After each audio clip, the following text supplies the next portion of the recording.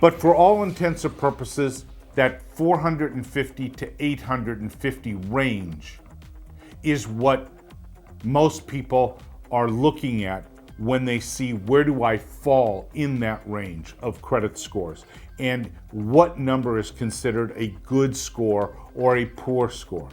Well, obviously at the 450 level, if you're between 450 and 540, that's what's considered a poor credit score.